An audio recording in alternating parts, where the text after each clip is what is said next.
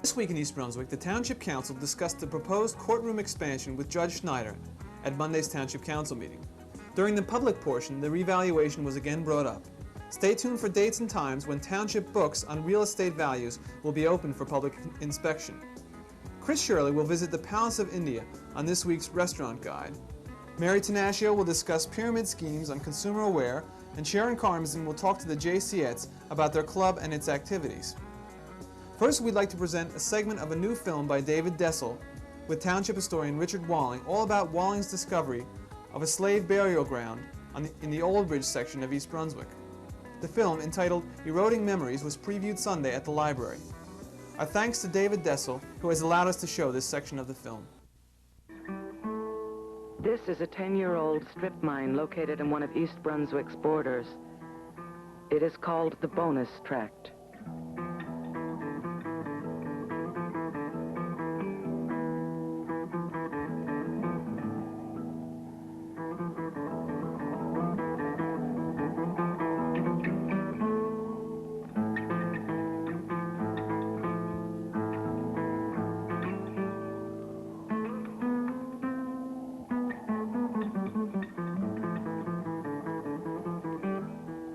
A survey map dated 1766 shows the locations of 17th century plantations. This area is where the bonus tract is located and is home to a slave burial ground.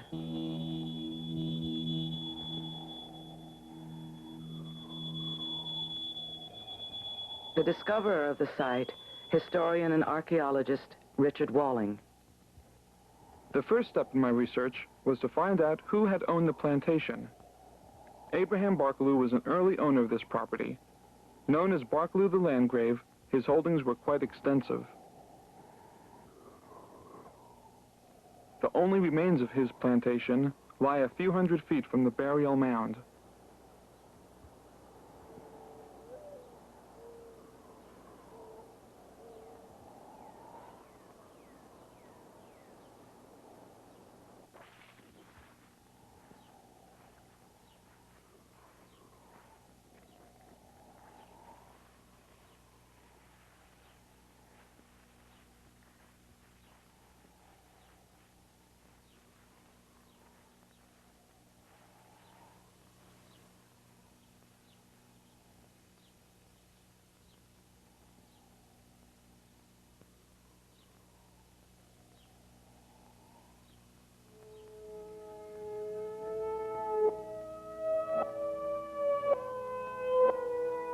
Bulldozers have granted mercy to this ancient site, carving the earth around it more than 20 feet, leaving this pyramid-like slave sanctuary.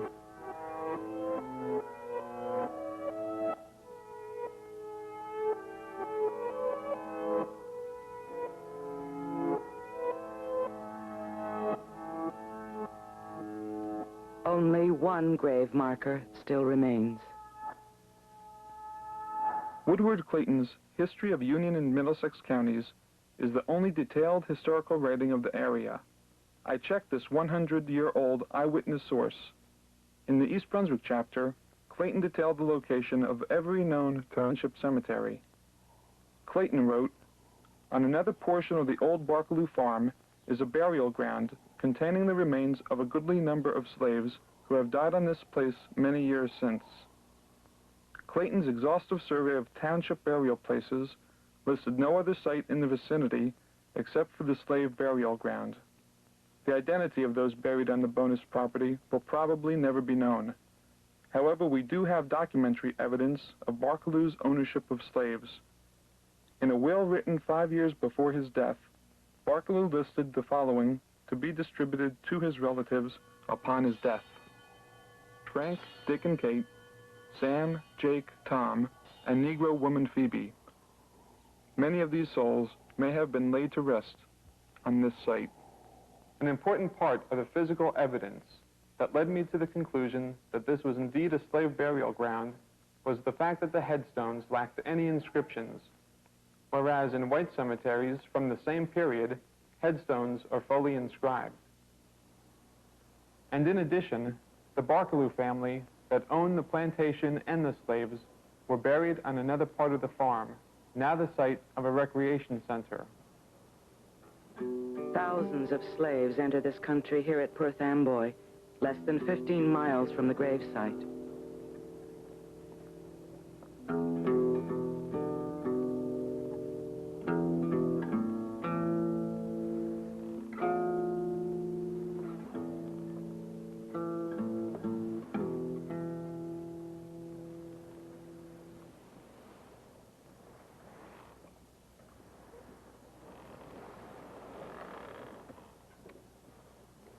It is hard to think of New Jersey as a slave state.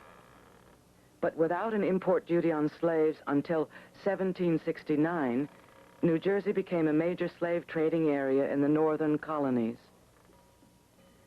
New Jersey's first constitution, which described conditions under which the colonists settled, strongly favored the induction of slaves into the colony.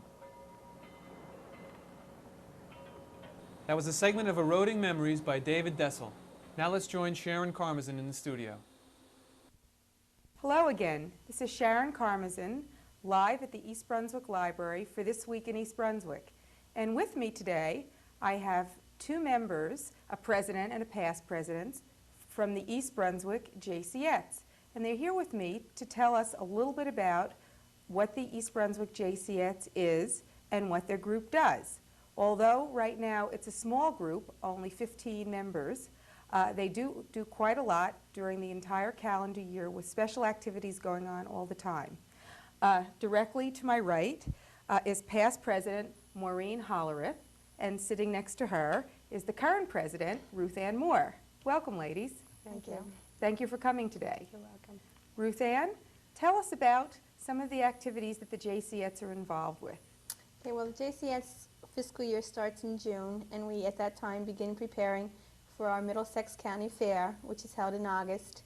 From there we go into a beautiful baby photo contest, which is held in October, November, and December. In November we have a holiday Thanksgiving basket, which we give.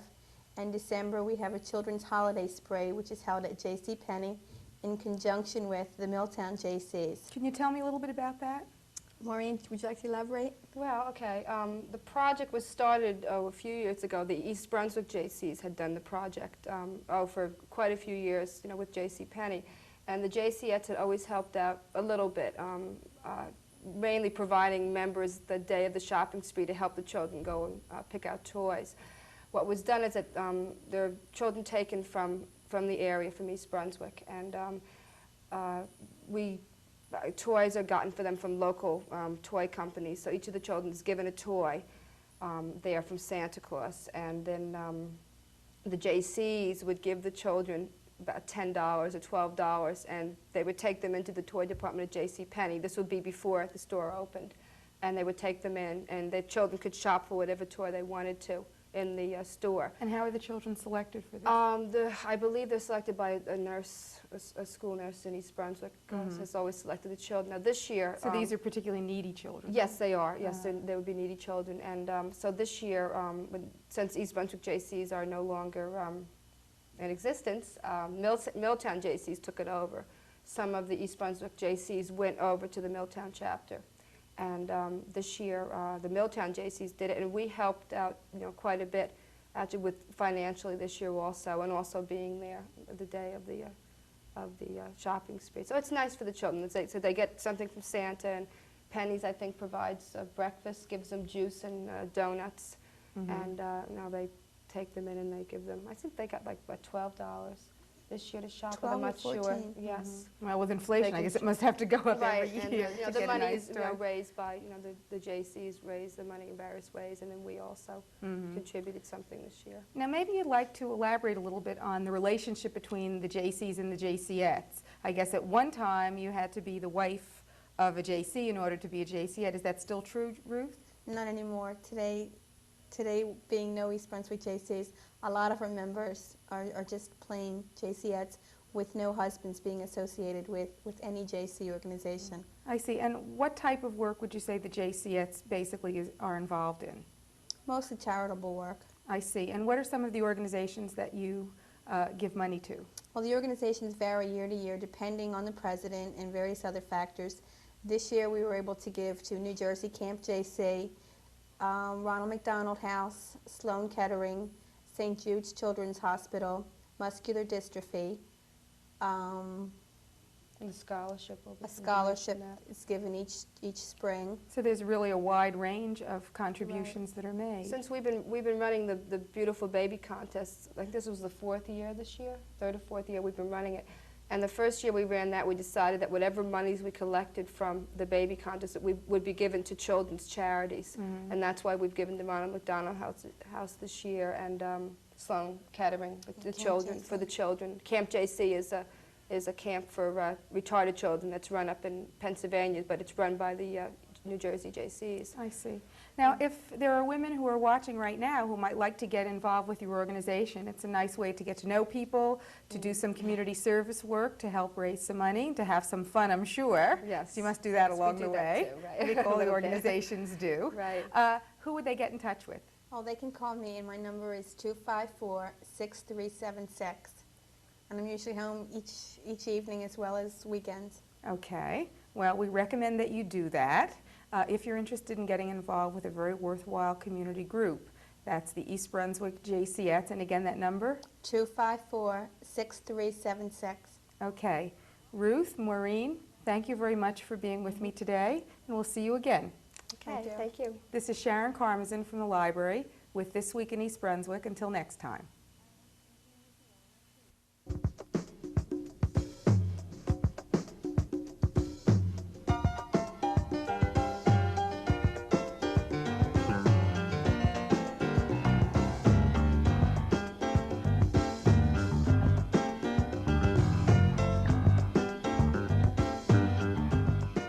Hi, and welcome once again to Chris Shirley's Restaurant Guide.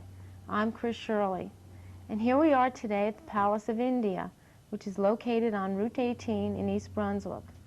And we will be speaking today with a few people from the restaurant. We're here today with Veena Vora and Jody Bajaj, and their husbands are owners of the Palace of India. And we'd like to start with Jody. Jody, can you tell us a little something about the restaurant? Actually, we have our husbands have always been interested in Indian restaurant, and May I ask what made you decide to open a restaurant in East Brunswick here? I suppose they thought that East Brunswick is the most sophisticated area. There are well-to-do people living here, and so far there have been fast food restaurants, and they thought it will be a good idea to have a restaurant with little gourmet food and some sophistication in it. I must say it's a very fascinating restaurant, and a lot of people ride by here every day, I'm sure, and they see it from the outside, but they don't have a chance to look at it from the inside, and it's a very beautiful restaurant inside. Yes, it is. And atmosphere is good, the food is good, and I guess people enjoy coming here. Veena, maybe you could tell us a little bit about the menu here. We see it's such a fascinating menu. You have so many items on this menu, from a page of breads to different vegetarian dishes. Maybe you could talk to me a little bit about that. Okay, I want to start with the appetizer on our menu, which is the few of the items which are very popular, like vegetable pakora. This is a mixed vegetable fritters, and vegetable samosa is a crisp patties with mixed vegetables in it, which is very popular. Then we have a variety of soups, the Milletwani soup and the tomato soup. After that, we have special tandoori dishes, which is our specialty at the restaurant. Now, can you explain to us what tandoori is? Right. Tandoor is it's a clay oven. It's made out of clay, and the food is prepared with charcoal. We put charcoal in there, and the temperature in the oven is about between 350 to 500, depending on the food we are preparing. Now, is all the food prepared in the tandoor? No, we have few variety of food which is prepared in the tandoor, like murg tandoori and sheikh kebab. Rest of the food is prepared on the gas. Now, the food that is prepared in the tandoori, is that all put on a skewer? Yes. All the food which is prepared in the tandoor is put on the skewers and it's put in the oven and it's cooked about 10 to 15 minutes depending on the choice of the customer. Now, when the food is cooked in the clay oven, does that affect the taste of it at all? Yes, it gives the tandoor, the charcoal in there, which gives it natural flavor to the food. Jody, I see we have an entire page devoted to Indian breads. Maybe you can explain a little bit about the breads. Okay. Our specialties in breads are tandoori roti and naan. And can you explain a little bit about each of the dishes? Yes. It's made of whole wheat flour, and we add little salt and water, and make a dough of it before they actually cook it. At least few hours before they cook it. It sounds very nutritious. So they all use all natural ingredients. It is nutritious. Veena, there's a specialty dish on the menu that we had wanted to talk with you about, and maybe you could tell us what it is and explain it to us. Sure. We're going to talk about more tandoori. This is one of our specialty at the restaurant. Now, more tandoori is? More tandoori is chicken pieces.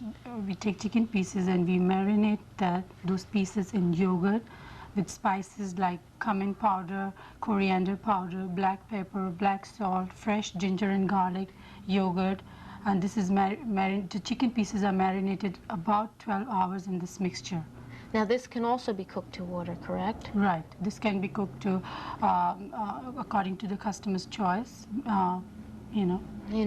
Maybe you can explain to us step by step how this is prepared. Sure. It is prepared by adding all these spices which I just mentioned you in the yogurt, and they cut the chicken pieces. They put the pieces in the mixture, and they set it aside for 12 hours. When they're ready to make it, the chicken, they take the pieces out, they put it on the skewers, and they lower it down in the clay oven. And it has to cook in the clay oven for? Right. It has to cook about 10 to 15 minutes according to the customer's taste. If they want it well done, then it is about 20 minutes. But for medium and rare, it is 10 to 15 minutes. That sounds like a very delicious dish. Right. And it is served on a sizzler platter with raw onions and lemons. The last page on this most fascinating menu is desserts. Maybe you could explain a little bit about the different kinds of India desserts that you have here. Chris, we have a big menu here where we have lots of variety of desserts. Naming few of them is kulfi, rasmalai, gulab jamun, which is very popular. Kulfi is, I would like to tell you about kulfi, which is very, most of our customers, they come and try kulfi. This is Indian ice cream made out of milk, cream, lots of nuts, and it's flavored with cardamom and rose water. Now, what makes the ice cream different from the ice cream that we eat every day? Well, we have, the difference is we add lots of nuts, and it's homemade with fresh Indian flavors like cardamom and rose water, which gives it a different taste. Jody, maybe you could tell us what the hours are that you have at your restaurant so people could come in and try these fantastic dishes that you have. Hours are from 11:30 to 2:30, lunches, and dinner hours are from 5 till 10:30, and we are open all days except Tuesday. We are closed on Tuesday. Closed on Tuesdays. Well, I'd like to thank you both for joining us today. Thank you, Jody, and thank you, Veena. Sure. It was our pleasure. We really appreciate it. Thank you. Thank you.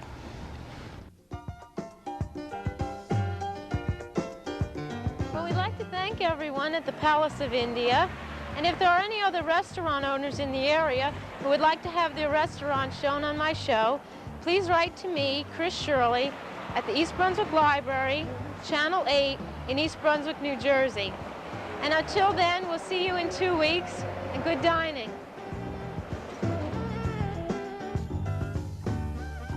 Good evening, and welcome once again to Consumer Aware. I'm Mary Tenaccio, and this evening I would like to give you some helpful hints on pyramid schemes. Thousands of Americans have lost millions and millions of dollars in pyramid schemes. These people knew they were taking a gamble when they went into this scheme, but they did not realize the odds that were stacked against them. Pyramid schemes are illegal. A pyramid scam is where a large number of people at the bottom of the pyramid pay money to a few that have made it to the top. The pyramid may collapse long before you ever get to the top. In order for people to profit from this scheme, there would have to be never-ending supplies of potential and willing participants. Keep in mind that pyramid schemes are losers, they are fraudulent, they are illegal, and participants are subject to fines and even arrests. Pyramid promoters are usually masters of group psychology. They make promises of a lot of easy money, and usually common sense questioning is discouraged. Pyramid schemes are usually very well disguised. Promoters make their schemes look like multi-level marketing companies, and there is definitely a difference. Sometimes they take on a product line and they claim to sell it to consumers. However, no effort is made to do this. Instead, the emphasis is put on recruiting. New distributors are pushed to purchase inventory when they sign up. For example, you may be required to purchase $1,000 worth of products. These products are usually miracle products or cures. $500 goes to your recruiter, and $500 goes to the top. The difference between a pyramid scheme and a legitimate multi-marketing business is very clear. Pyramids make money from you and quickly. Multi-levels seek to make money with you as you build your business and theirs. Protect yourself against any kind of a scam of this nature. Take your time when you are considering it. Ask a lot of questions and don't be intimidated. Get everything in writing. Consult with other people and investigate and verify any aspect that you feel uncomfortable with. Pyramid schemes protect you. Pyramid schemes do not protect you. The Federal Trade Commission is the one that regulates these things. So you can either go directly to your Federal Trade Commission or you can call your local Consumer Affairs office. Please investigate before you invest. If you have any questions, please feel free to call the Consumer Affairs office Monday through Friday from 9 a.m. to 1 p.m. The telephone number is 390-6954. This is Mary Tenaccio saying goodbye. Thank you so much and see you again next week.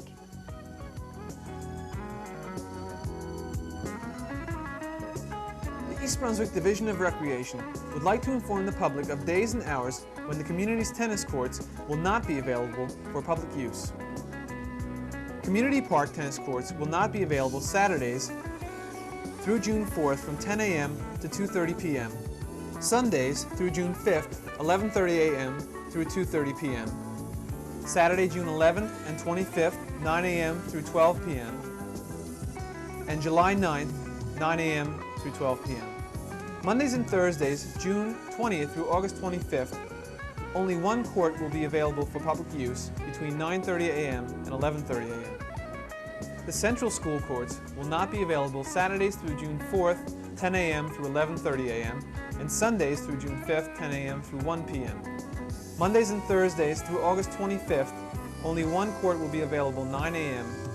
through 11:30 a.m. The Bicentennial Park courts, Mondays through Thursdays, June 20th through August 25th, again 9 a.m. through 11:30 a.m., only one court available for public use. For further information, please call the Rec Department at 390-6804. At this week's Township Council meeting, it was announced that the 1983 assessment list may be inspected at the Municipal Building, Large Conference Room, 1 Gene Walling Civic Center, by any taxpayer for the purpose of ascertaining assessments which have been made against his or her property on the following dates and times: Friday, May 6th, 9 to 5 p.m., Monday, May 9th, 9 to 5. Tuesday, May 10th, 9 a.m. to 5 p.m. and 6 p.m. to 9 p.m. Wednesday, May 11th, 9 a.m. to 5 p.m. Thursday, May 12th, 9 a.m. to 5 p.m. and 6 p.m. to 9 p.m. And Friday, May 13th, 9 a.m. through 5 p.m.